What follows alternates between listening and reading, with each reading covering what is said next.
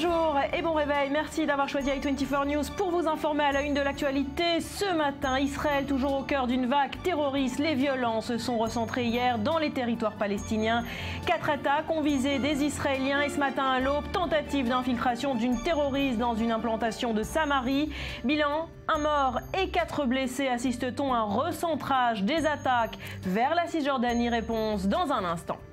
Et 3 semaines après le début des violences, Ban Ki-moon fait la navette entre Jérusalem et Ramallah où il sera reçu dans la journée par le président palestinien Binyamin Netanyahou. S'est envolé quant à lui pour Berlin. Il rencontrera John Kerry dès demain.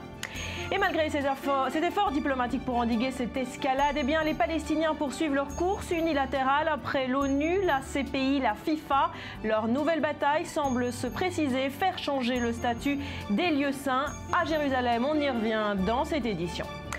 Et au lendemain de l'appel du Hamas à reprendre les attentats suicides, eh bien Israël procède à l'arrestation d'un des chefs du mouvement islamiste en Cisjordanie. Son histoire est particulière.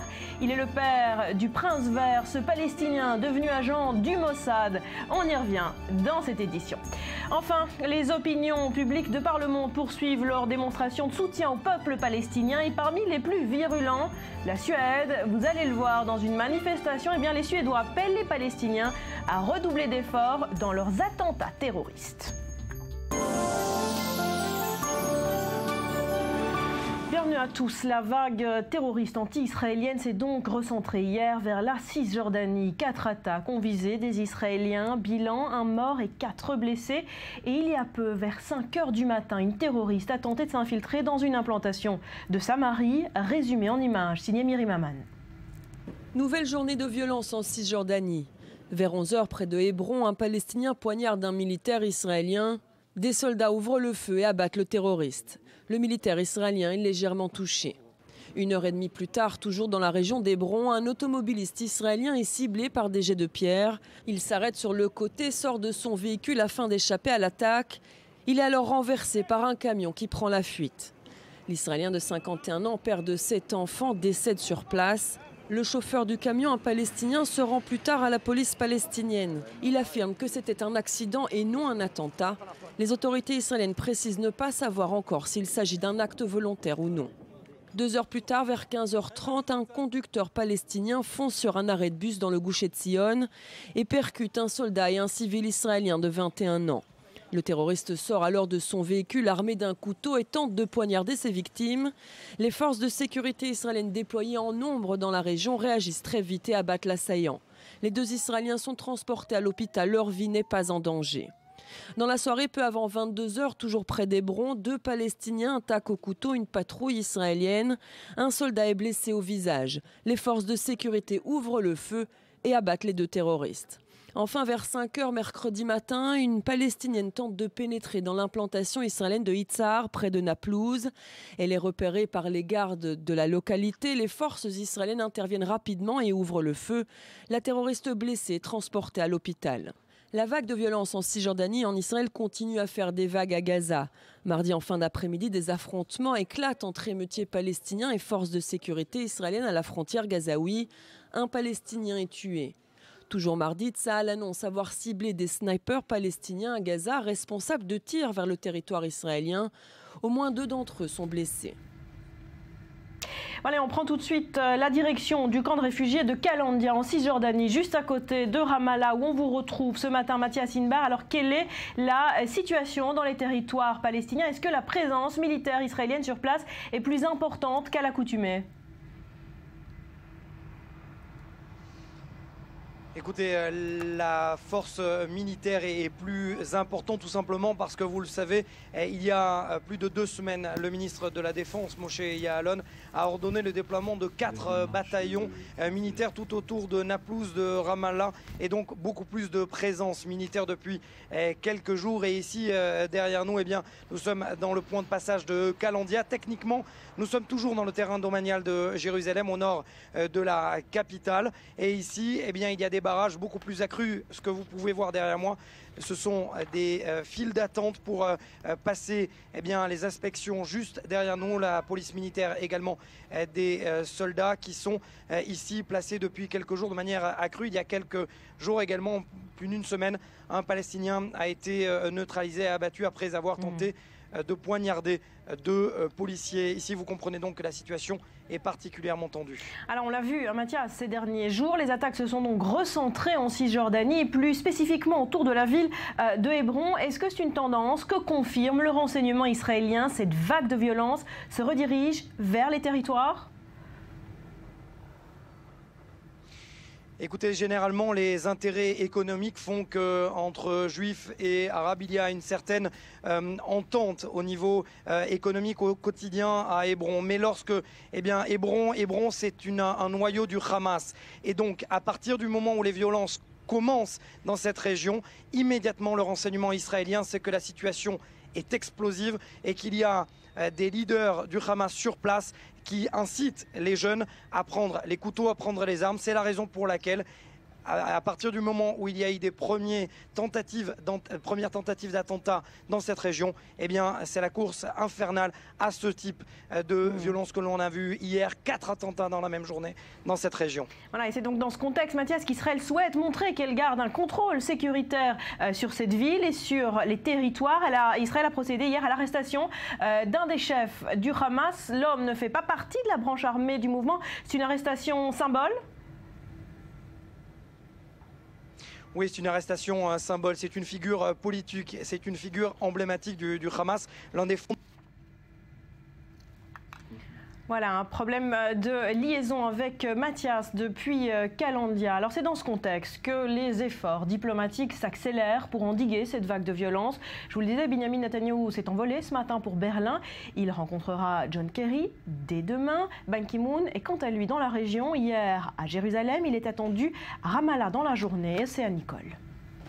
Ban Ki-moon tente d'apaiser les tensions entre Israéliens et Palestiniens. Ce mardi à Jérusalem, rencontre avec Benjamin Netanyahou. Le Premier ministre israélien a dénoncé les violences quotidiennes contre Israël. Également au cœur des discussions, le respect du statu quo. Netanyahou l'assure, aucune violation n'a été faite côté israélien. Israel vigorously protects the holy sites of all faiths.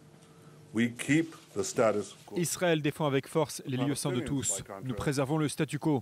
Au contraire, les Palestiniens sont ceux qui violent le statu quo. Des Palestiniens ont amené des explosifs dans la mosquée Al-Aqsa. C'est une violation du statu quo. Ils essayent de manière violente d'empêcher les Juifs et les chrétiens de visiter le mont du Temple. C'est une autre violation du statu quo. Le secrétaire général des Nations Unies s'est dit préoccupé et a déploré les attaques terroristes récurrentes contre des civils. Il a par ailleurs exprimé ses condoléances aux familles et aux proches des victimes, ajoutant qu'aucune société ne devrait vivre dans la peur. Mais Ban Ki-moon a aussi mis en garde Israël contre tout usage excessif de la force. If the use of force is not properly calibrated, it may breed the very frustration. Si l'usage de la force n'est pas calibré correctement, il peut nourrir les frustrations et anxiétés qui provoquent des violences. J'appelle Israël en tant qu'État démocratique à se garder de tels incidents et à conduire les enquêtes complètes dès que nécessaire. Ban Ki-moon tente le tout pour mettre fin aux violences quasi quotidiennes dans la région. Il faut agir vite selon le secrétaire des Nations Unies. Il n'est pas trop tard pour éviter une crise plus importante. Ban Ki-moon multiplie donc les efforts diplomatiques. Après Benjamin Netanyahou, c'est au tour de Mahmoud Abbas. Le secrétaire des Nations Unies se rendra dans la journée à Ramallah, en Cisjordanie, pour une rencontre avec le président de l'autorité palestinienne. Voilà une rencontre prévue aujourd'hui donc vers 12h30 à Ramallah. Daniel Haïk, bonjour. Concrètement, que peut faire Ban Ki-moon pour endiguer cette vague de violence? On sait que d'abord en Israël on est très prudent envers l'ONU qui n'est pas considéré comme un médiateur impartial. Alors ce que peut faire Ban Ki-moon, à défaut de permettre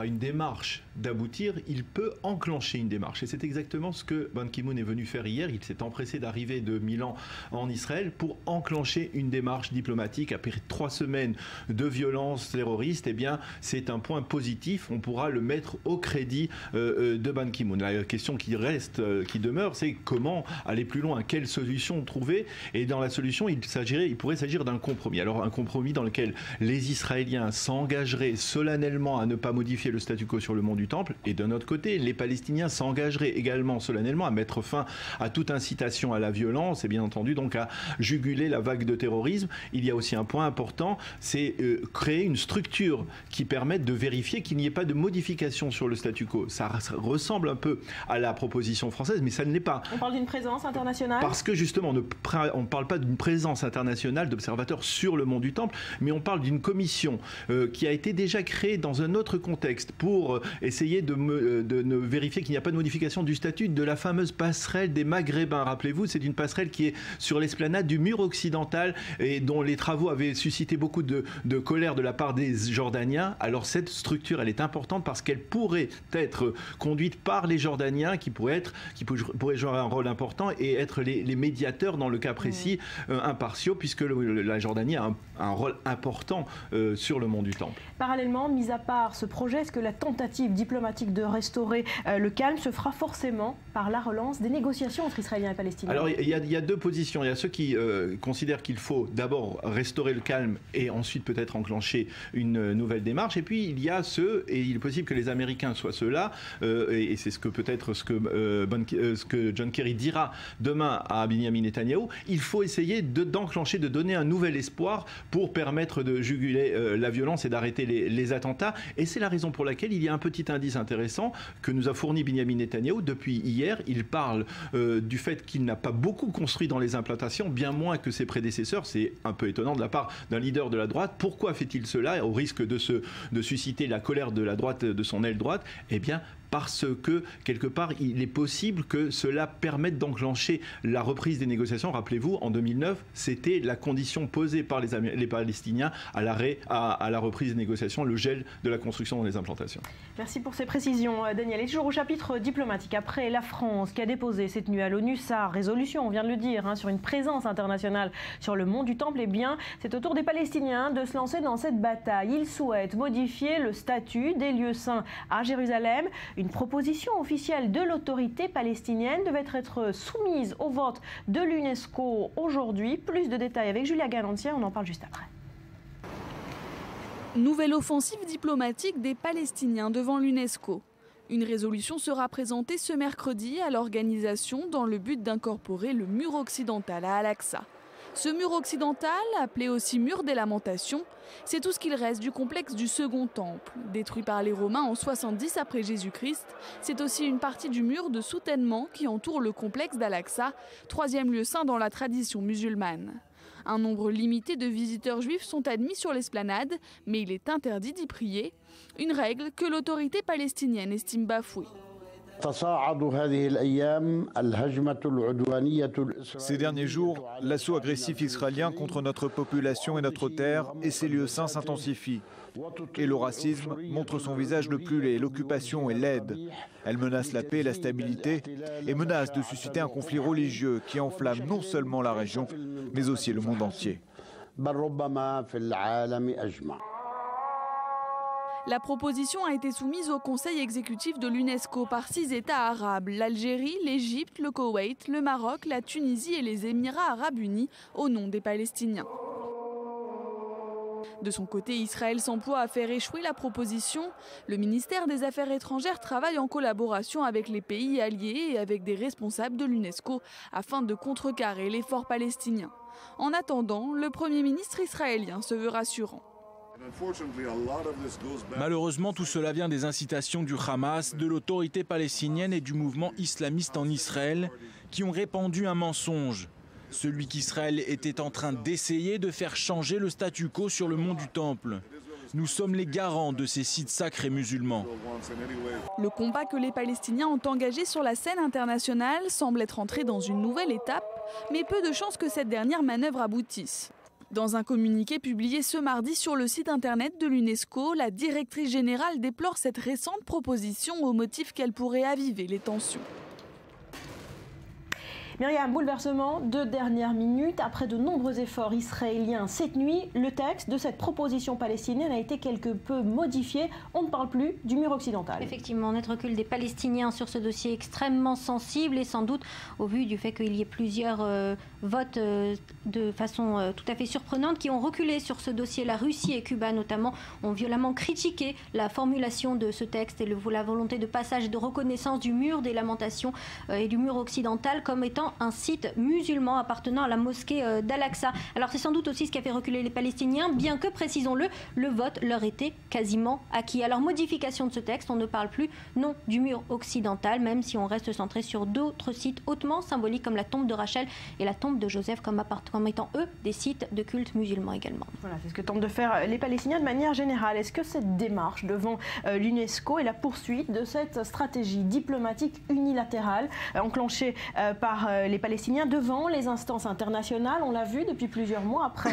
l'ONU, la CPI, la FIFA, désormais l'UNESCO?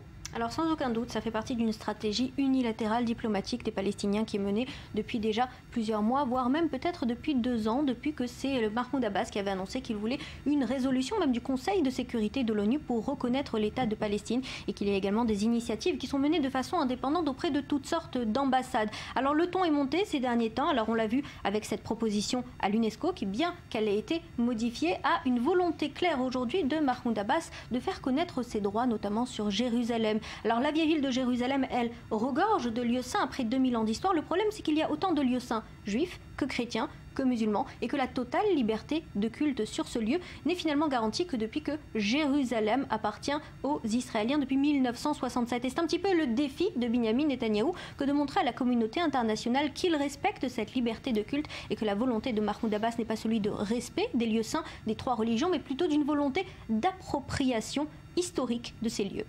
Voilà, la guerre religieuse continue dans ces lieux saints. Merci Myriam pour ces précisions. Et puis de leur côté, les opinions publiques de par le monde poursuivent leur démonstration de soutien au peuple palestinien.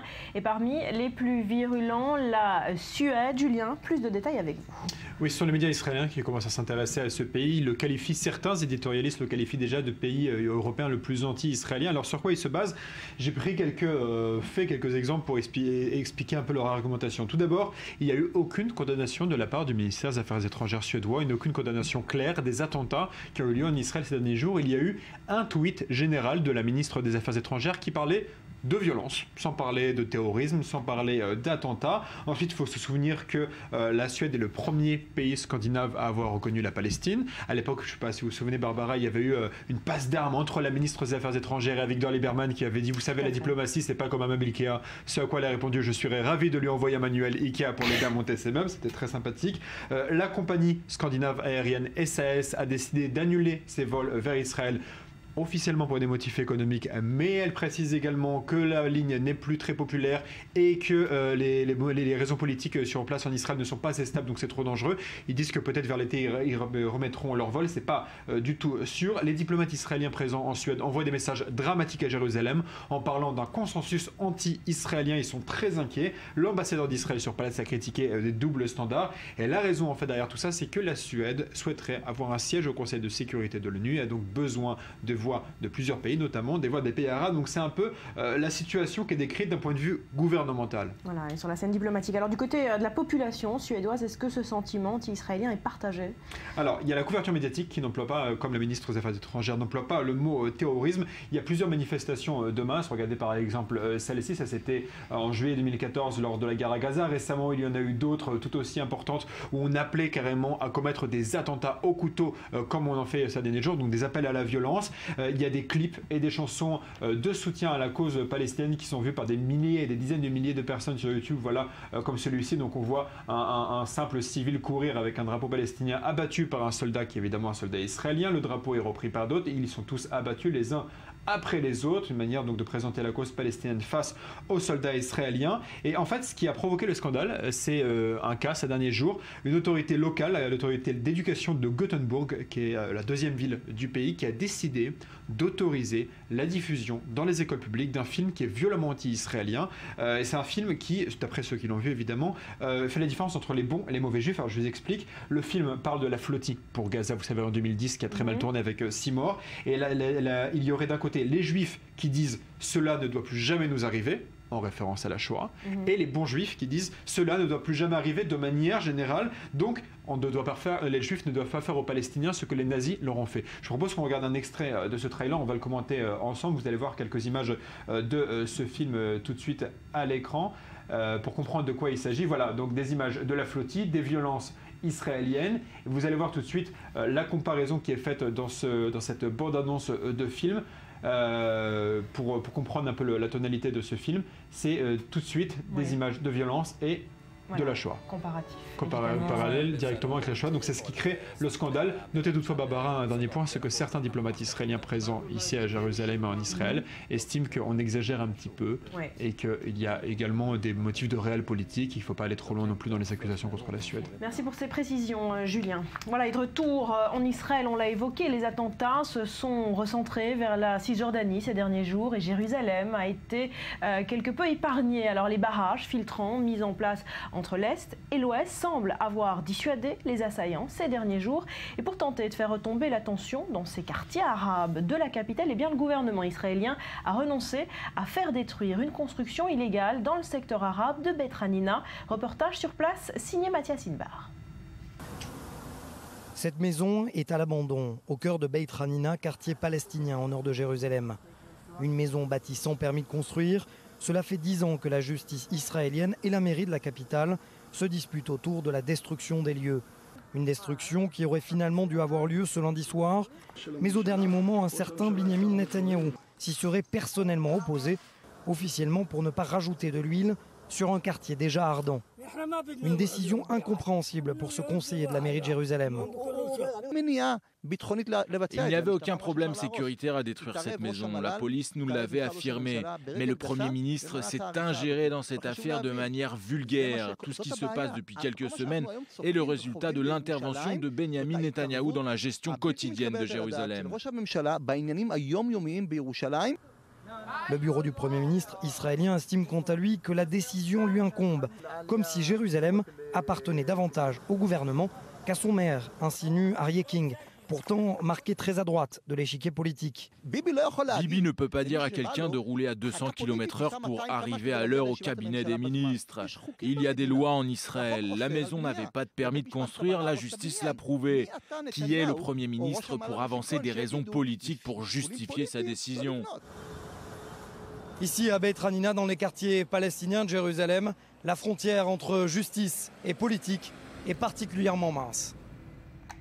Et Mathias, on vous retrouve dans le camp de réfugiés de Kalandia, à côté de Ramallah. Alors on vient de le voir, si Israël a décidé de renoncer à la destruction de cette maison à Beit Hanina, comme vous nous l'expliquiez, eh bien, le gouvernement a procédé hier à la destruction d'une maison terroriste, cette fois en Cisjordanie. Oui, cela s'est passé dans les alentours de Hébron.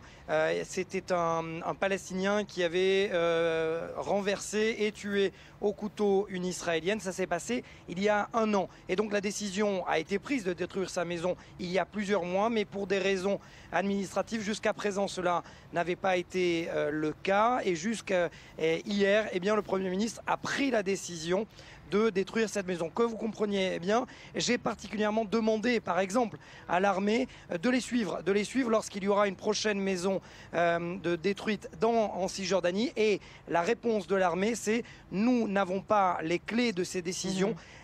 Ces décisions sont prises exclusivement par le bureau du Premier ministre.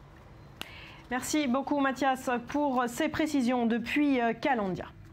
Et c'est dans ce contexte de tension qu'Israël reste sur ses gardes à toutes ses frontières. Direction le nord du pays où l'échelon sécuritaire suit de très près la guerre en Syrie. Sur place, le reportage de Maxime Pérez. Zarit, c'est aux abords de cette petite localité israélienne frontalière qu'avait éclaté la deuxième guerre du Liban en 2006. Depuis, la région connaît sa plus longue période d'accalmie. On ne voit rien se profiler à l'horizon, il n'y a aucun signe alarmant à la frontière, c'est une période de routine. À vrai dire, on se soucie plus de la situation à l'intérieur du pays avec cette vague de terrorisme. Ça pèse sur la sécurité de nos soldats quand ils se rendent à la base ou sortent en permission. À quelques encablures de là, le décor est planté. Un drapeau du Hezbollah au pied de cette position israélienne, collé au sud Liban. Nous sommes autorisés à y pénétrer. Il y a des violations du cessez-le-feu qui sont visibles à l'œil nu. Parfois ce sont des civils, parfois des hommes armés du Hezbollah, comme c'était le cas jusqu'à la dernière guerre du Liban. À chaque violation de la résolution 1701, l'armée israélienne s'en remet à la finule. La force d'interposition onusienne sillonne régulièrement la ligne bleue qui sépare Israël du Liban, mais elle évite de s'aventurer dans les villages du sud-Liban. À l'horizon, Haïta et Shahab, un bastion du Hezbollah. Cette localité de 8000 habitants est l'un des principaux réservoirs de miliciens chiites envoyés en Syrie. Une guerre douloureuse pour le village qui enterre régulièrement ses martyrs. Depuis 3 ans qu'il est engagé dans des combats aux côtés du régime d'Assad, le Hezbollah aurait perdu plus d'1 millier d'hommes. Cette réalité explique en partie le calme actuel à la frontière nord. Pour preuve, l'élimination en janvier de Djihad Mournier près de la ville syrienne de Kouneitra. Ce raid attribué à l'aviation israélienne n'a entraîné qu'une riposte mesurée du Hezbollah. Une riposte mesurée, mais pas la guerre. Le Hezbollah veut nous donner l'impression que la guerre en Syrie n'a pas d'impact sur lui. La seule raison pour laquelle il a riposté la fois dernière, c'est pour nous transmettre le message qu'il est toujours bien présent ici. Mais comme la plupart des 200 villages chiites du sud-Liban, Haïta et Shahab abritent une quantité astronomique de roquettes pointées sur Israël, de bunkers et de postes de commandement. Ces infrastructures constituent autant de pièges à venir pour les forces de Tsahal. Pour l'instant, le calme règne, mais tout peut venir par surprise. Ce qui est très particulier ici, c'est qu'on doit faire face à une puissante organisation. La moindre erreur commise peut entraîner une guerre. Bientôt 10 ans que la frontière israélo-libanaise connaît un calme relatif. Paradoxalement, la menace posée à l'armée israélienne n'a jamais paru aussi complexe et sophistiquée.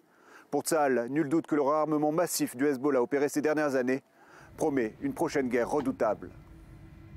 À suivre dans le morning, nous irons aux États-Unis où Donald Trump continue de faire parler de lui. Cette fois, il détonne par un tweet alors que l'Amérique est frappée par une vague de froid. Eh bien, le candidat à l'investiture républicaine réclame, je le cite, une bonne dose de réchauffement climatique.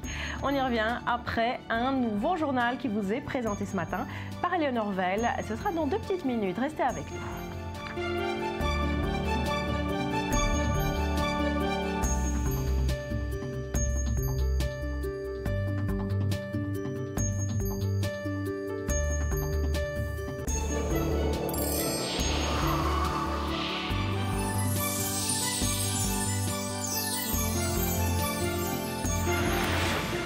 Sur le plateau du Morning, merci d'être avec nous. On poursuit avec la guerre en Syrie où Moscou, vous le savez, est entré en campagne il y a un mois. Depuis, il tente de décrocher un accord pour un partage de l'espace aérien avec Washington. C'est désormais chose faite, alors que les Russes auraient à déplorer leurs premiers soldats tués sur le sol syrien. Joseph Emmanuel. Des dizaines de milliers de Syriens fuient leur maison, poussés à l'exode face à l'offensive des forces du régime. Cette offensive est très fortement appuyée par l'aviation russe. Nous sommes dans le sud d'Alep. Les raids de l'armée russe auraient tué près de 400 personnes, dont de nombreux civils. 3 semaines d'intenses bombardements russes et les cibles sont essentiellement les rebelles qui combattent Bachar el-Assad. L'aviation russe sillonne le ciel sans relâche et mène des raids à chaque heure et à chaque minute. L'arrivée de la Russie sur le champ de bataille a rendu une guerre très complexe, plus complexe encore. Car si Moscou affirme frapper de la même façon les extrémistes du groupe État islamique et les autres mouvances djihadistes, l'opposition syrienne, comme les pays qui la soutiennent, accuse la Russie de cibler en priorité les rebelles, et ce, pour faire survivre le régime de Bachar el-Assad. Ces combattants font partie des rebelles anti-régime. Comme dans plusieurs régions, ils tentent de défendre leur position. Nous sommes ici dans le village de Khan Touman, tout près d'Alep. La province d'Alep est aujourd'hui quasi entièrement aux mains des djihadistes. Le front Al-Nusra, où le groupe État islamique se partage la région. Une route est encore sous le contrôle du régime. Elle permet d'approvisionner les quartiers d'Alep encore sous son emprise. Mais l'intervention russe a revigoré les troupes de Bachar el-Assad et beaucoup pensent que la carte du conflit est sur le point de changer. Le conflit syrien s'est déclenché en mars 2011 par la répression de manifestations populaires, un conflit qui a causé la mort de plus de 250 000 personnes. 4 millions de Syriens se sont réfugiés dans les pays voisins et 7 millions ont été déplacés. Betsabe, l'aide russe est donc précieuse pour Bachar al-Assad, mais le prix à payer semble se concrétiser. On parle des premiers morts de soldats russes sur le sol syrien. Exactement, province côtière de Latakia en Syrie. Un obus a explosé sur la position de soldats russes. Apparemment, une vingtaine de soldats victimes, au moins 3 Russes combattant donc aux côtés des troupes du régime de Bachar el-Assad. Plusieurs blessés aussi. Et l'info ne nous vient pas de n'importe où, mais d'une source militaire pro-gouvernementale haut placée à Damas, qui n'a donc aucun intérêt particulier à vanter des victimes russes. Alors côté russe, en revanche, eh bien, ces pertes n'ont bien sûr pas été confirmées. Aucune information en ce sens, entend-on à l'ambassade russe à Damas. Premier cas de perte russe, disons, même si elles étaient hypothétiques, en Syrie, depuis que Moscou a entamé ses opérations aériennes en Syrie le 30 septembre, eh bien, on comprend qu'elles ont une portée psychologique importante. On pense notamment à l'opinion russe. On connaît le syndrome afghan, une guerre longue, meurtrière, et qui dit opinion russe dit popularité de Poutine, une popularité qui s'est déjà effritée lors de l'intervention en Ukraine et des sanctions conséquentes. Néanmoins, au cas où ces morts étaient confirmées, eh bien, le Kremlin, de toute façon, a trouvé une parade. Et oui, de toute façon, aucun militaire russe n'est engagé, Barbara, au combat sur le territoire syrien. Seulement quelques instructeurs et conseillers qui épaulent l'armée de Damas. Bref, officiellement, pas de morts puisque pas de soldats de l'armée, peut-être quelques volontaires seulement, mais avec lesquels Moscou n'a pas le moindre lien, comme les jeunes, par exemple, voire les très jeunes militaires en uniforme et armés aussi, qui avant même l'intervention militaire russe fin septembre dans la région, eh bien, postaient fièrement ce genre de clichés sur Facebook, des selfies qui ne sont pas passés inaperçus, des recrues qui semblent un peu jeunes pour faire partie de ces instructeurs et conseillers dont le Kremlin fait état. Voilà le discours officiel de Moscou. Alors la Russie semble donc prendre ses marques au sol de façon détournée, mais également dans les airs où la Russie s'impose officiellement avec un accord arraché aux Américains. Exactement, Moscou a finalement eu gain de cause. Le protocole tant souhaité a été annoncé hier par le Pentagone lui-même. Les deux puissances viennent de signer un accord empêchant des incidents entre leurs avions dans le ciel syrien, sorte d'accord de bienséance permettant aux avions russes de prendre un petit peu plus leur aise. Bon, on note que Washington n'a pas vraiment eu le choix. À plusieurs reprises, des avions de la coalition avaient été contraints de changer de cap pour éviter de se retrouver nez à nez avec des appareils russes. Alors une décision un peu forcée, puis une décision amère aussi, en laissant la voie libre à la Russie. Les États-Unis savent bien que les premiers à en payer le prix seront les rebelles syriens et non pas les groupes islamistes. Merci Betsabe. Dans l'actualité française, Marine Le Pen avait comparé les prières de rue à l'occupation allemande, des propos tenus il y a 5 ans à Lyon lors d'une réunion publique. Hier, le procureur a réclamé la relaxe pour la présidente du FN, estimant qu'elle parlait d'un certain nombre de personnes et non pas de toute la communauté musulmane. Océane Nicole. L'infraction n'est pas assez caractérisée, c'est ce que le parquet de Lyon a déclaré hier soir concernant les propos de Marine Le Pen. La présidente du Front National est donc relaxée. Elle comparaissait ce mardi après avoir comparé en 2010 les prières de rue musulmanes à l'occupation nazie. C'était la première fois que Marine Le Pen était jugée pour incitation à la haine. Depuis qu'elle a pris la tête du Front National en 2011, elle avait tenté de lisser l'image de son parti en se gardant de toute provocation outrancière. La présidente du FN était confiante jusqu'au bout. Avant l'ouverture du procès, Marine Le Pen estimait n'avoir commis aucune infraction. Même verdict selon le procureur du tribunal de Lyon qui a estimé que la fille Le Pen n'avait fait qu'exercer son droit de liberté d'expression. La présidente du Front National accuse le gouvernement socialiste d'être responsable des poursuites. Hasard du calendrier, en effet, le procès avait lieu 1 mois et demi avant les élections régionales. Le FN se porte bien dans les sondages et pourrait pour la première fois remporter plusieurs régions. Un procès serait donc propice, selon Marine Le Pen, pour la freiner dans sa course politique. Le verdict final sera rendu le 15 décembre prochain, 2 jours après le résultat des élections régionales. Direction à présent les États-Unis où Donald Trump continue de faire parler de lui. Cette fois, il détonne par un tweet alors que l'Amérique est frappée par une vague de froid. Eh bien, le candidat à l'investiture républicaine réclame, je le cite, une bonne dose de réchauffement climatique qui ne nous ferait pas de mal. Évidemment, les réactions se sont enchaînées. Salah Lazerwal. Nouvelle sortie fracassante de Donald Trump. Par 4 degrés ce week-end à New York, le candidat en course pour l'investiture républicaine à la Maison-Blanche s'essaye à l'humour climato-sceptique sur son compte Twitter. Il fait vraiment froid dehors. Ils disent que c'est un refroidissement majeur plusieurs semaines à l'avance. Eh bien, on pourrait utiliser une bonne grosse dose de réchauffement climatique. Provocation dont l'excentrique milliardaire a le secret. C'est toujours l'occasion de se faire remarquer. Ce tweet intervient d'ailleurs à quelques semaines de la conférence mondiale sur le climat, la COP21, dont l'objectif sera de réduire de 40% l'émission de gaz à effet de serre. Un dossier auquel le magnat de l'immobilier n'est guère sensible. Après les déclarations du pape François, Donald Trump avait exprimé son désaccord en déclarant « On a parlé dans le passé de refroidissement climatique, maintenant on parle de réchauffement, je pense que c'est juste la météo. » Et sur son compte Twitter, il véhicule toutes sortes d'idées complotistes et farfelues. Le concept de réchauffement climatique a été inventé de toutes pièces par les Chinois pour rendre les produits américains non compétitifs.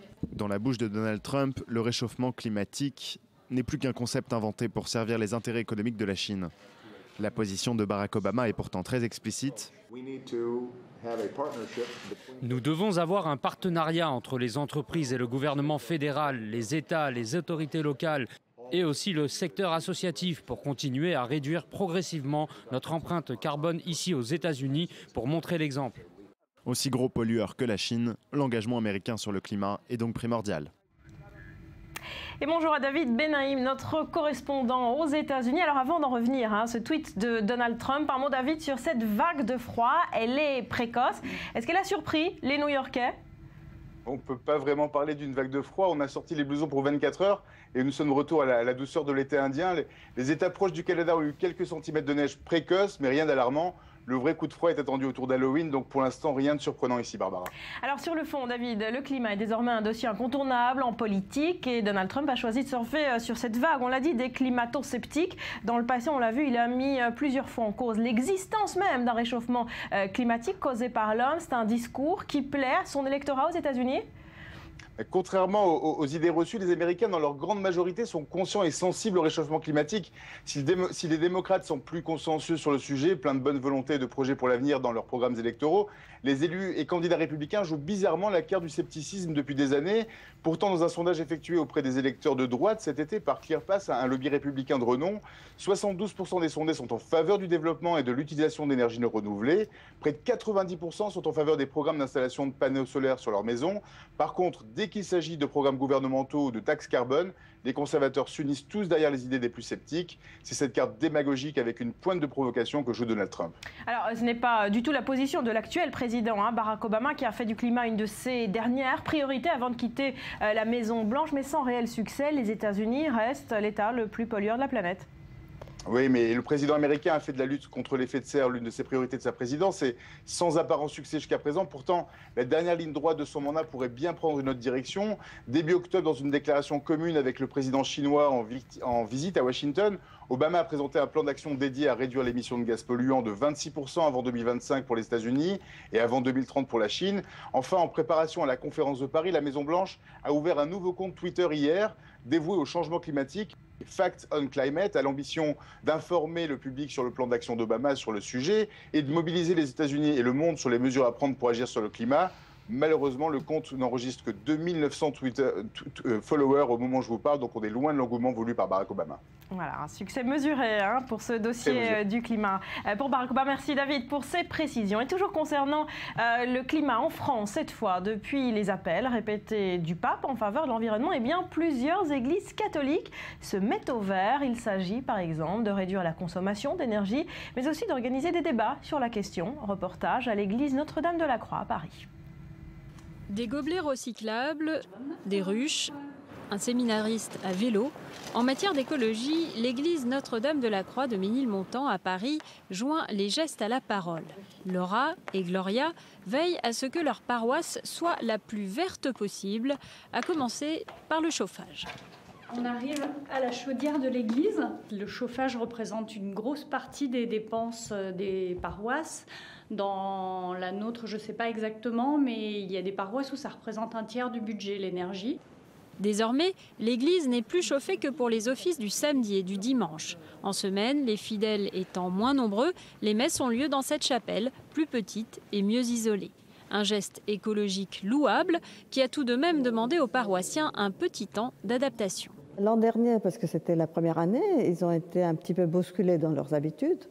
Et après, ils ont très vite compris que c'était tout à fait dans leur intérêt de se retrouver ici. On est au chaud, on entend mieux et puis on est bien. L'église fabrique aussi son miel, 80 kilos en moyenne par an, à destination exclusive des paroissiens. Mais le tableau ne serait pas complet sans Mathieu, séminariste. Il se déplace depuis toujours à vélo. Pour lui, être chrétien, c'est avant tout respecter la création. Il me semble qu'un chrétien qui... par exemple, considère qu'il ne prend pas l'avion pour un oui ou pour un non, qu'il ne prend pas sa bagnole pour un oui ou pour un non, ou bien qu'il éteint la lumière en sortant, ce n'est pas du folklore, ça fait partie des choses qui font grandir l'homme. Avec ses différentes initiatives écologiques, l'église de Ménilmontant est l'une des plus actives. Prochain projet à l'étude, la création d'un jardin partagé. Qui n'a jamais rêvé que ça lui arrive? La Deutsche Bank, la plus grande banque allemande, a versé par erreur 6 milliards de dollars sur le compte d'un de ses clients. En cause, Rudy, un jeune employé de la division des opérations de change. Oui, ça s'est passé au mois de juin, mais ça a été révélé seulement lundi par Bloomberg News. Alors un salarié donc junior, comme on dit dans le monde de la finance, a viré par erreur donc c'est 6 milliards de dollars qui, alors un de ses clients qui est un fonds spéculatif américain, qui pendant 24 heures a eu cette somme effectivement sur son compte avant de voir l'erreur corrigée. Alors pour être plus précis, c'est une histoire de somme brute et nette. Alors le client est effectivement le bon client, c'est bien ce fonds de pension, mais l'employé donc a viré la somme brute au lieu de virer la somme nette, ce qui fait une différence finalement de plusieurs zéros. Alors est-ce qu'on peut dire que c'était un mauvais coup de pub de plus pour la Deutsche Bank? Oui, parce que le chiffre 6, c'est pas forcément un chiffre qui porte bonheur à la Deutsche Bank, qui est la plus grande banque allemande. Cette gaffe donc a failli lui coûter 6 milliards de dollars, mais 6, ça fait aussi penser à 6 000, soit le nombre d'affaires judiciaires en cours contre la Deutsche Bank, sans parler des plans de licenciement, du remaniement drastique en cours. Bref, c'était pas le moment, mais n'accablons pas la Deutsche Bank, car des gaffes dans le monde de la finance, eh bien ça existe et certaines ont eu de bien plus grosses conséquences. Deux petits exemples. Alors vous savez ce qu'est un fat fingers?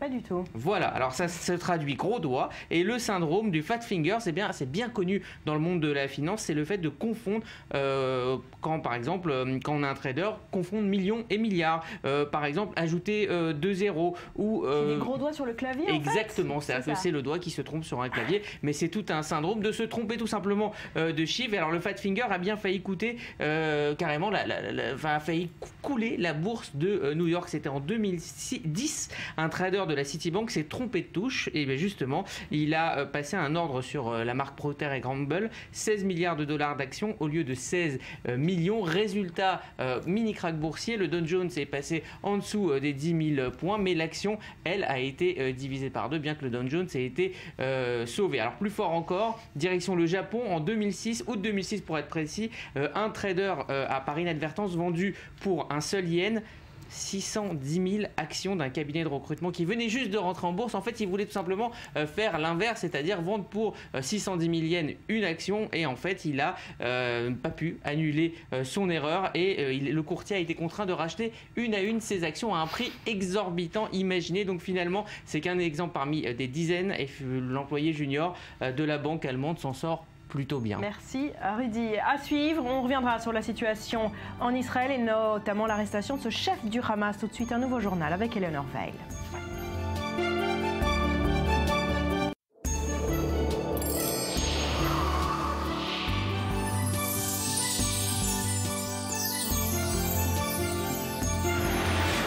On est de retour sur le plateau du Morning. Merci d'être avec nous. On continue de suivre de près la situation en Israël et la vague terroriste. Vous le savez, s'est recentrée hier vers la Cisjordanie. 4 attaques ont visé des Israéliens. Bilan 1 mort et 4 blessés.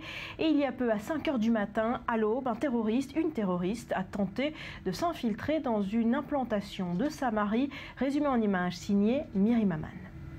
Nouvelle journée de violence en Cisjordanie. Vers 11 h près de Hébron, un Palestinien poignarde un militaire israélien. Des soldats ouvrent le feu et abattent le terroriste. Le militaire israélien est légèrement touché. Une heure et demie plus tard, toujours dans la région d'Hébron, un automobiliste israélien est ciblé par des jets de pierre. Il s'arrête sur le côté, sort de son véhicule afin d'échapper à l'attaque. Il est alors renversé par un camion qui prend la fuite. L'Israélien de 51 ans, père de 7 enfants, décède sur place. Le chauffeur du camion, un Palestinien, se rend plus tard à la police palestinienne. Il affirme que c'était un accident et non un attentat. Les autorités israéliennes précisent ne pas savoir encore s'il s'agit d'un acte volontaire ou non. 2 heures plus tard, vers 15h30, un conducteur palestinien fonce sur un arrêt de bus dans le Gush Etzion et percute un soldat et un civil israélien de 21 ans. Le terroriste sort alors de son véhicule armé d'un couteau et tente de poignarder ses victimes. Les forces de sécurité israéliennes déployées en nombre dans la région réagissent très vite et abattent l'assaillant. Les 2 Israéliens sont transportés à l'hôpital, leur vie n'est pas en danger. Dans la soirée, peu avant 22h, toujours près d'Hébron, 2 Palestiniens attaquent au couteau une patrouille israélienne. Un soldat est blessé au visage. Les forces de sécurité ouvrent le feu et abattent les 2 terroristes.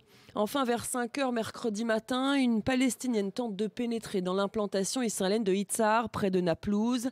Elle est repérée par les gardes de la localité. Les forces israéliennes interviennent rapidement et ouvrent le feu. La terroriste blessée est transportée à l'hôpital. La vague de violence en Cisjordanie et en Israël continue à faire des vagues à Gaza.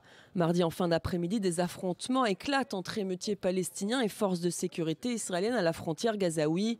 Un Palestinien est tué. Toujours mardi, Tsahal annonce avoir ciblé des snipers palestiniens à Gaza responsables de tirs vers le territoire israélien. Au moins 2 d'entre eux sont blessés. Et on vous retrouve, Mathias Inbar, en Cisjordanie, dans le camp de réfugiés de Kalandia, à côté de Ramallah. Rebonjour. Alors, quelle est la situation ce matin dans les territoires palestiniens? Est-ce que la tension est de mise? Oui, la tension est toujours de mise, Barbara, tout simplement parce qu'il y a une présence accrue de l'armée israélienne qui tente de contenir ces débordements au quotidien ici à Kalandia, mais également dans tous les camps de réfugiés autour de Naplouse et de Jenin, et également à Bethléem.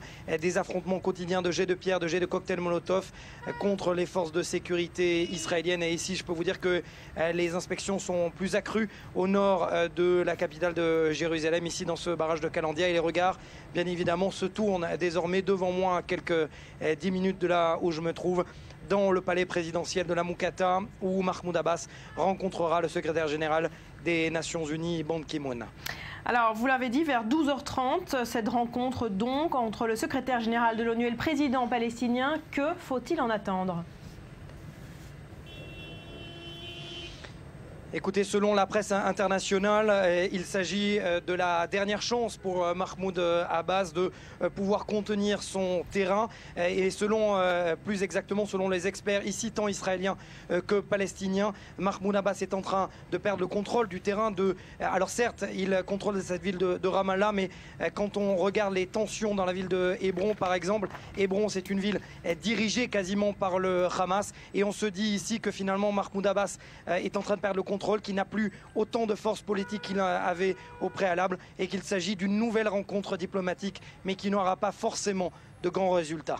Alors, vous l'avez dit, Mahmoud Abbas qui perdrait le contrôle sur la rue, sur ces jeunes qui passent à l'acte. Ces derniers jours, on l'a vu, les attaques se sont donc recentrées vers la Cisjordanie, plus spécifiquement dans la ville de Hébron. Est-ce que c'est une tendance que confirme le renseignement israélien, cette vague de violence qui se redirige vers les territoires ?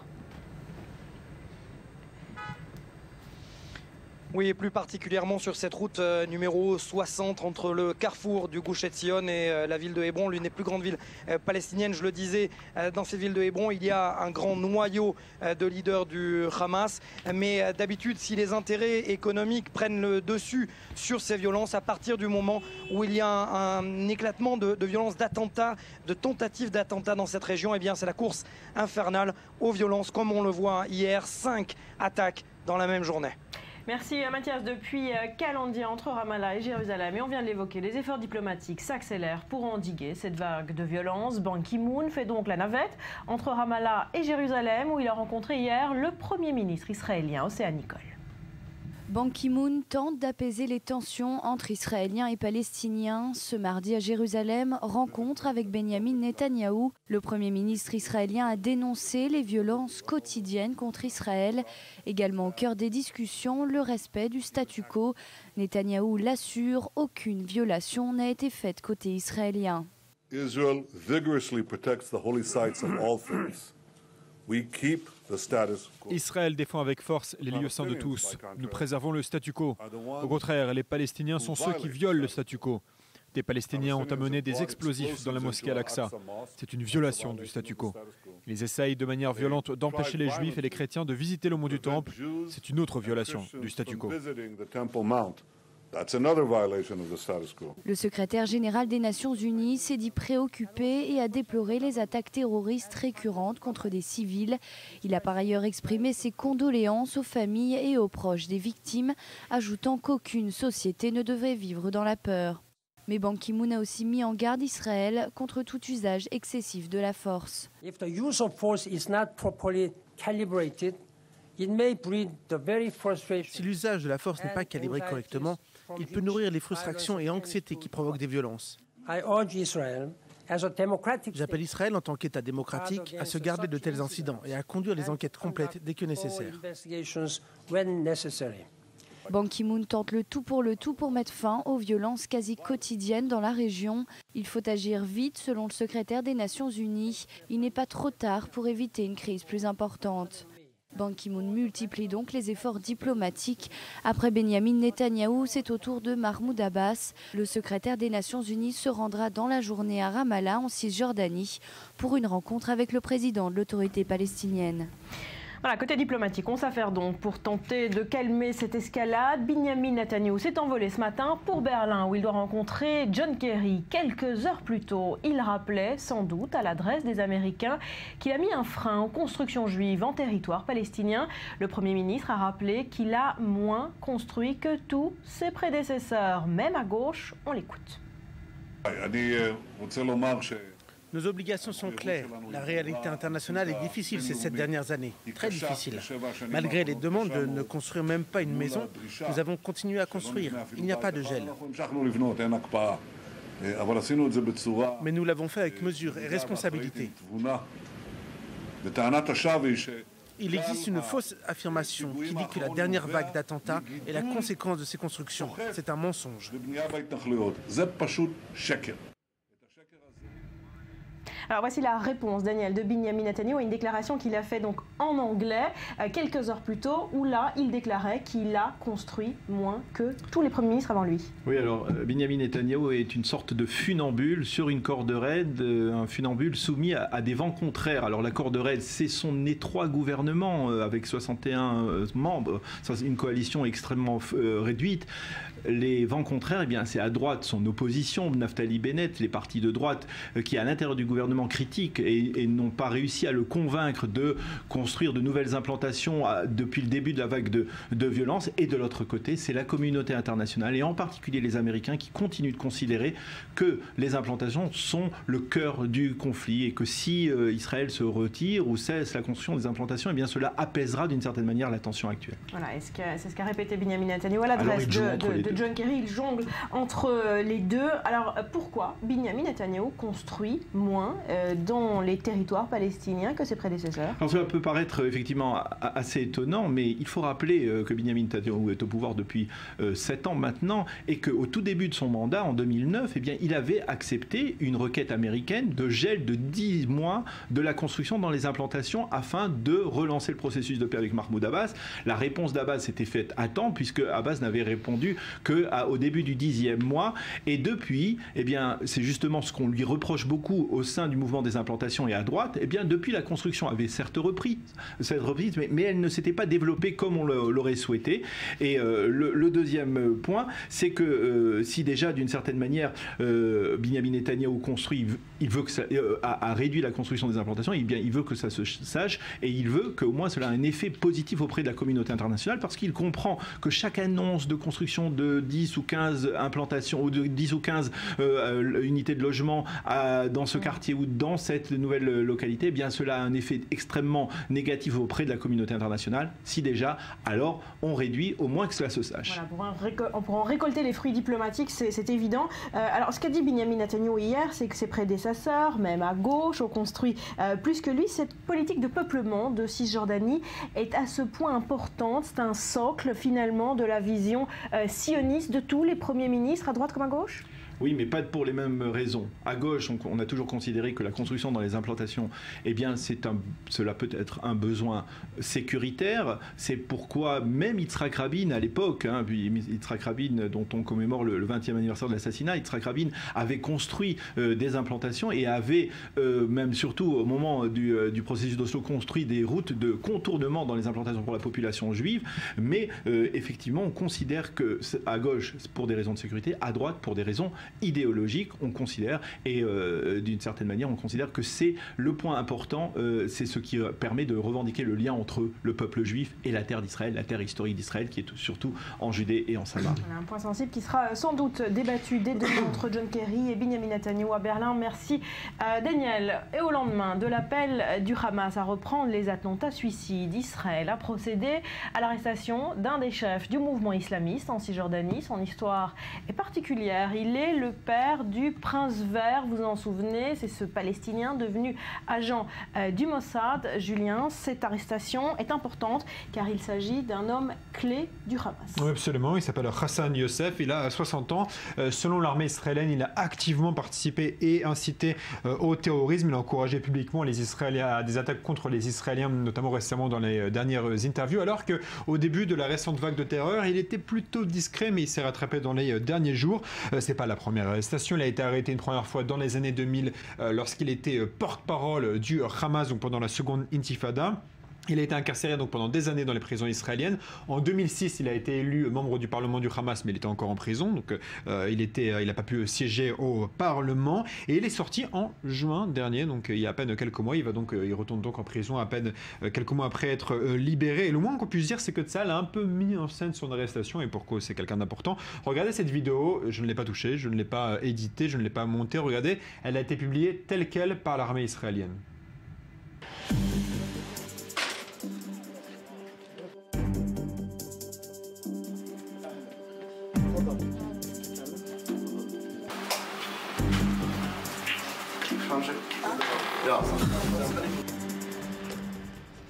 Voilà, arrestation en pyjama, on l'a vu presque mis en scène. Et avec finalement. Musique au montage, ce qui est rare parce que les images d'arrestation, l'armée israélienne le fait régulièrement, notamment pour se défendre d'abus ou ce genre de choses. Mais là, il y a du musique à ajouter au montage. Ce qui est important, c'est aussi son fils. Vous l'avez dit, Barbara. Rappelez-nous son histoire, on l'a dit, cet homme est le père du prince vert. Du prince vert, exactement. Son fils s'appelle Mossab. Agent du Mossab. Voilà le Mossab Hassan Youssef. Il est célèbre donc parce que il a fini par travailler les services secrets israéliens à partir de 1999 et ce jusqu'à 2007. Et il a permis aux services secrets israéliens d'arrêter des dizaines de hauts chefs du Hamas et d'empêcher des dizaines d'attentats anti-israéliens. Il faut imaginer, il a quand même espionné son père. Il a assisté à des dizaines de réunions du Hamas et en mettant des micros dans les salles. Et en 2007, il a fini par partir aux États-Unis. Il y a un film aujourd'hui qui a été réalisé sur lui. On va regarder une bande-annonce du film. Regardez. This is my chance to be a hero for the sake of the nation. But Allah had other plans for me.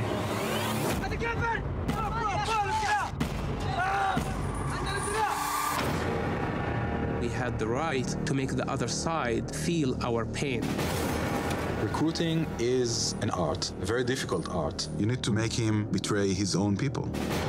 He asked me, would you work for us? To collaborate with Israel is the most shameful thing.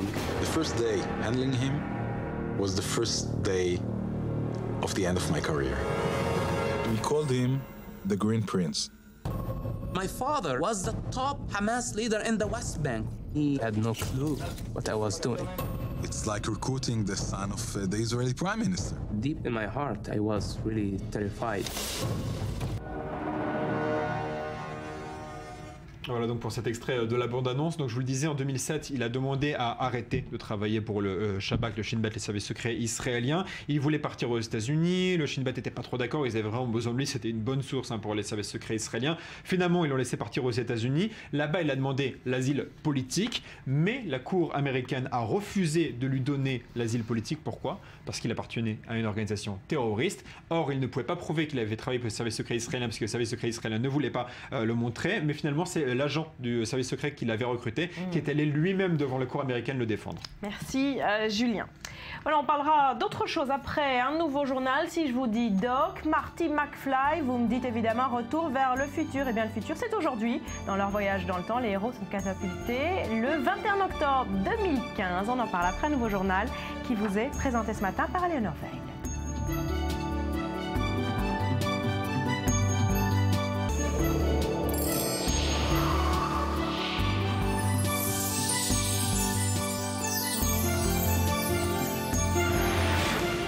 On est de retour sur le plateau du Morning, merci d'être avec nous. On démarre par un phénomène inquiétant en France, les intoxications accidentelles au cannabis chez les enfants, notamment chez les moins de 2 ans. Des accidents qui arrivent le plus souvent en famille. Betsabé, de quoi s'agit-il?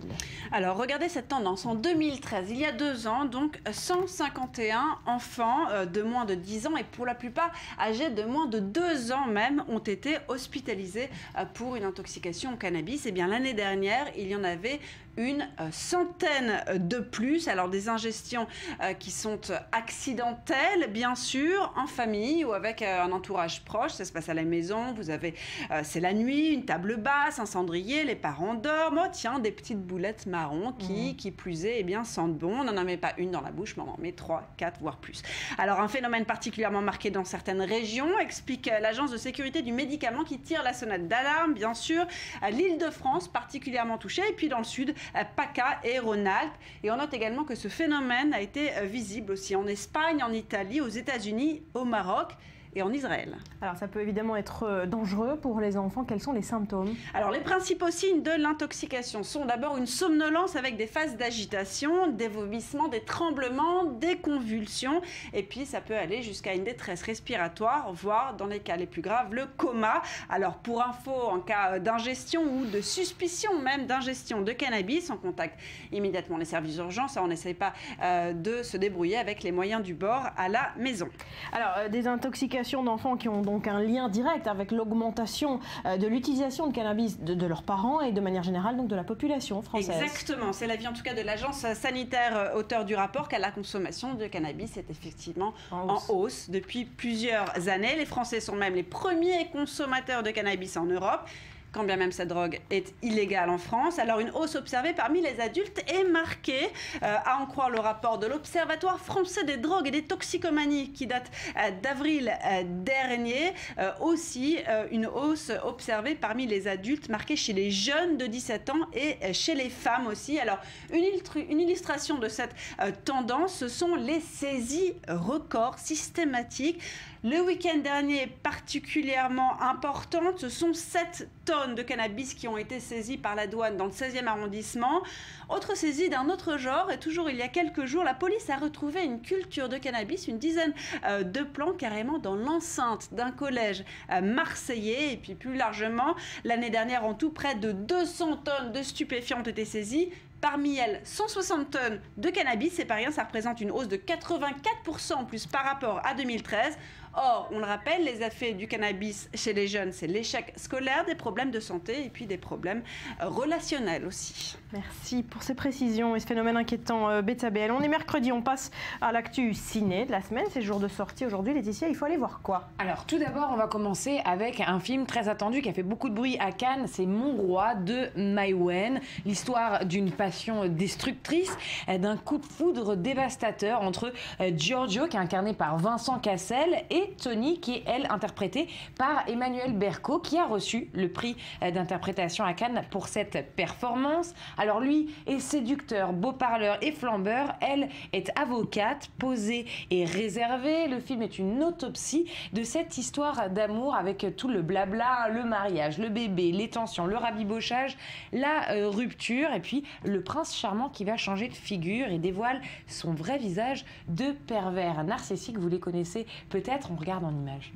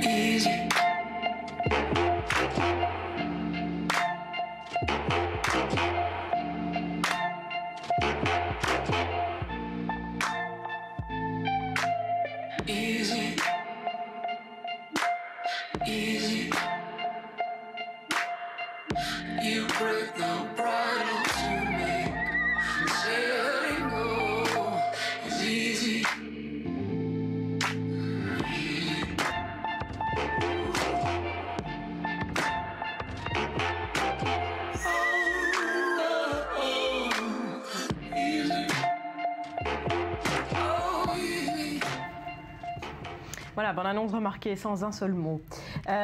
Autre film à aller voir aujourd'hui, dans un autre genre, c'est le dernier, Ridley Scott. Tout à fait, Seul sur Mars, c'est le blockbuster de la semaine. La grande histoire d'amour continue entre le réalisateur de Gladiator et la science-fiction, même si eh bien, ce genre, on pourrait le qualifier plutôt de hard science dans la lignée d'Interstellar, de Gravity, avec une touche tout de même de Seul au monde, puisque Seul sur Mars, c'est finalement un peu l'histoire de Robinson Crusoe sur la planète rouge, avec Matt Damon qui joue un astronaute laissé pour mort par ses coéquipiers après une tempête qui les a obligés à décoller d'urgence. Mais Mark a survécu et il est désormais seul, sans moyen de repartir, et il est tout de même à 200 millions de kilomètres de la maison. Regardez.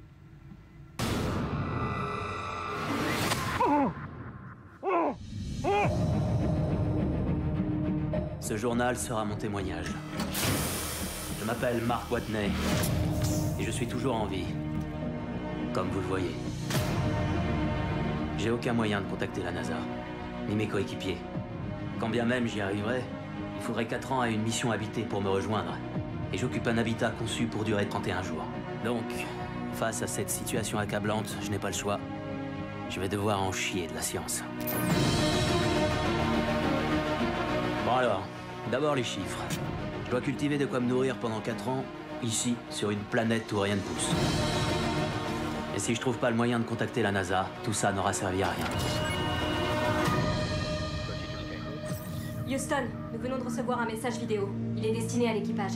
Passez-le. Mon Dieu. Mark Watney est toujours en vie.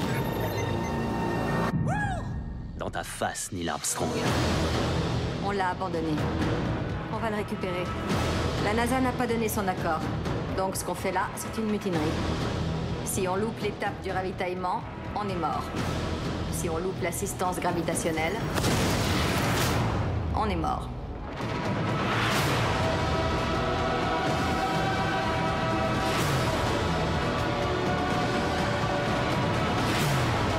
L'espace n'est pas très coopératif. Je vous le garantis, à un moment donné, tout va partir en vrille. Et vous vous direz, ça y est, c'est la fin. Est-il possible qu'il soit encore en vie ? Voilà, votre dernière recommandation du jour, film historique. Oui, tout à fait. On change complètement de style. On va parler d'Elser, un héros ordinaire, qui est un film de Oliver Hirschbiegel, qui était le réalisateur de La Chute. C'est un auteur emblématique de la mauvaise conscience allemande. Le titre allemand du film se traduit littéralement par Elser, il aurait changé le monde, puisqu'en fait, ce film relate l'une des seules tentatives d'assassinat d'Hitler. On est en Allemagne. l'Allemagne un 8 novembre 1939, et alors qu'Adolf Hitler prononce une allocution devant les dirigeants du parti nazi dans une brasserie Bürgerbrau à Munich, eh bien une bombe va exploser. Cette bombe, elle a été posée par cet homme, George Elser. Pas de suspense, on sait comment ça se finit, mais voilà un film qui nous apporte quelques éclairages sur le déroulement d'un événement qui aurait littéralement changé le monde.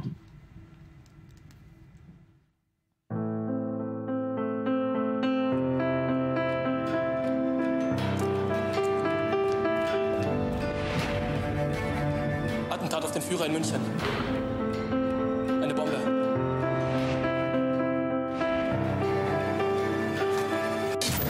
Hitler ist schlecht für Deutschland. Es muss sein.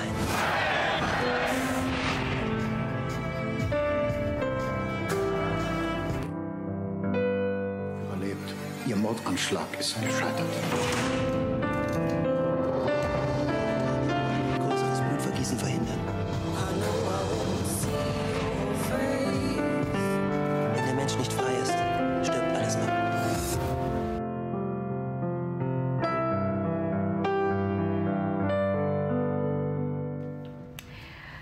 Voilà donc pour les sorties de la semaine. Merci Laetitia. On continue de parler cinéma, cette fois avec un film devenu culte. Si je vous dis Doc, Marty McFly, vous me dites évidemment Retour vers le futur. Eh bien, le futur, c'est aujourd'hui. Dans leur voyage dans le temps, les héros sont catapultés dans le monde du 21 octobre 2015. Et oui, aujourd'hui donc. Alors, est-ce que ces projections qu'on a vues dans le film ont vu juste ou pas? Rudy, on va tenter de voir ça avec vous. Regardez le cadran. Effectivement, nous sommes le 21 octobre 2015, un peu passé de 7h, on a un peu passé l'heure de 7h30, donc nous sommes officiellement dans le futur. On est où là? Et on est quand? Nous amorçons notre descente vers Hill Valley en Californie. Il est 4h29 de l'après-midi. Nous sommes au mois d'octobre, le mercredi 21 de l'an 2015. The future.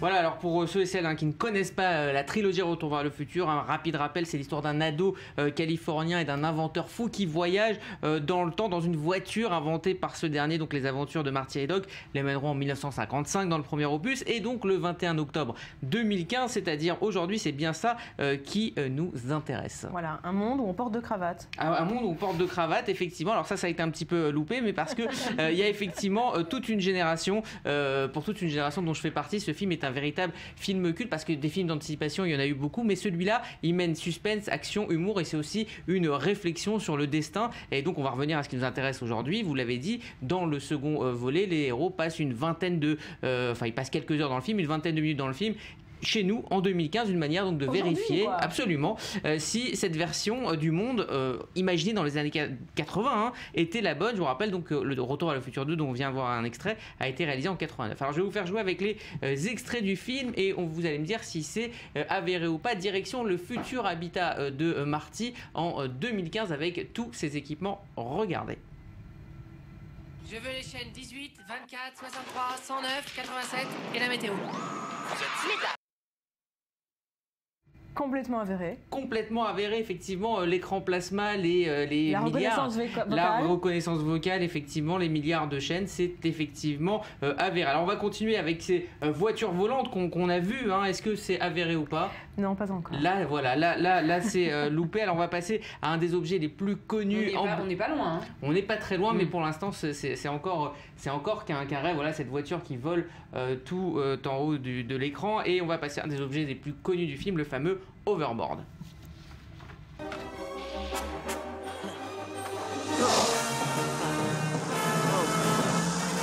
He's on a hoverboard! Get it,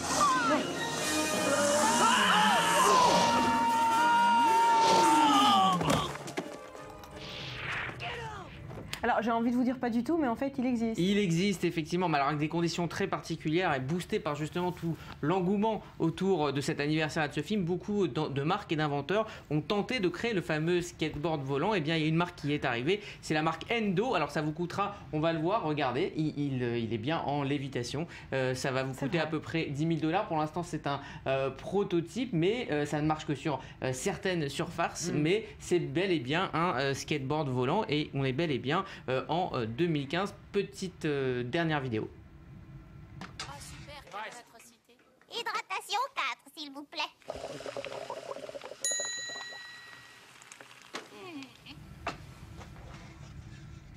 Un micro-ondes? Non, alors la déshydratation ça ne marche pas encore, enfin en tout cas c'est pas répandu, mais est-ce que vous pouvez parler à vos objets? Pour certains. Par exemple? Siri. Siri fera quel temps demain à Tel Aviv? Aucun résultat. Ah, Siri dit pas, mais ça marche. Mais en fait, oui, effectivement, on peut parler à son objet. Et puis donc, effectivement, dernière chose, on prédisait qu'en 2015, un costume se porterait avec 2 cravates. Même, Siri voilà. continue à vous parler, mais voilà. Oui, bon, ça c'est pas grave. Même si ça me va plutôt bien, et ben, c'est pas le cas. Toujours une seule cravate, sauf évidemment pour aujourd'hui.